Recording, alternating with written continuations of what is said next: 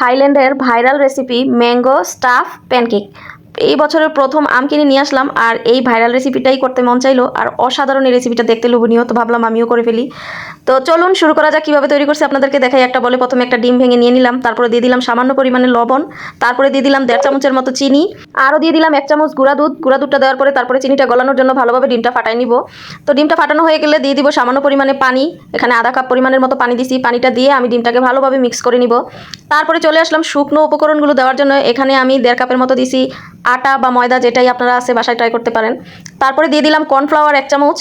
এই তো কর্নফ্লাওয়ার এগুলো দিয়ে ভালোভাবে এখন চেলে নিব। চেলে তারপরে এখন আমি ডোটা তৈরি করে নিব। এটা একটা পাতলা ডো হবে, এটা কিন্তু ভালোভাবে নেড়েচেড়ে নিতে হবে, কোনো লাম্পস যেন না থাকে, একদম ডোটা মসৃণ হবে। তো ভালোভাবে মিশিয়ে নিয়ে যখন আমার ডোটা একেবারে পাতলা পাতলা হয়ে আসছে তখন আমি দিয়ে দিলাম একটু ফুড কালার সামান্য পরিমাণে। এটা না দিলেও চলে, তবে আমি সাদা টাইপেরও একটা বানাই দেখছিলাম যে আমার কাছে দেখতে সুন্দর লাগে নাই। থাইল্যান্ডের যে মেইন প্যান কেকটা তৈরি করা হয় ওটাতে হলুদ হলুদ কালারটা থাকে, তাই আমি হলুদ ফুড কালারটাই দিছি। তো ভালো করে মিক্সার করে তারপরে আমি রুটিগুলো বানিয়ে নিব। তো একটা ফ্রাই প্যানের মধ্যে একটু অয়েল ব্রাশ করে নিয়েছি। তারপরে যে রুটিগুলো পাতলা করে আমরা যেভাবে চাপটি পিঠা বানাই না ওরকম টাইপের করে বানাতে হবে। তো দেখুন এভাবে ঘুরিয়ে ঘুরিয়ে দিয়ে করলাম সব কয়টা পিঠা আমি তৈরি করে নিছি।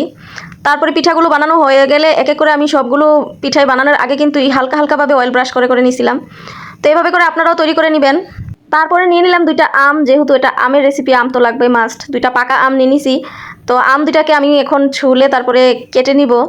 যে যেই শেপের মন চায় আমটা এখানে কেটে নিতে পারেন, এটাতে কোনো সমস্যা নেই। বড় সাইজের হলে বড় সাইজ, আমি আমার মতো করে কেটে নিছি। আসলে আমার যে আমটা ওইটা একেবারে মাংসাশী আম ছিল না।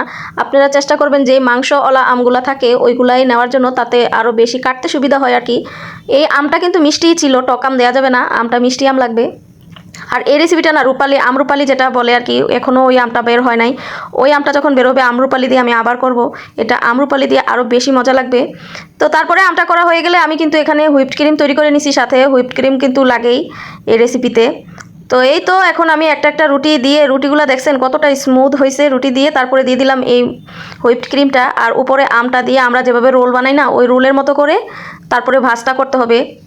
কেউ গোল করেও ভাজ করতে পারেন। আমি ম্যাঙ্গোর যেই রেসিপিটা এটা দেখছিলাম এরকম চ্যাপটা চ্যাপটা করে ভাজ করে, তো ওদের মতো করে আমিও করছি। তো প্রত্যেকটা আমি এভাবেই করে নিব।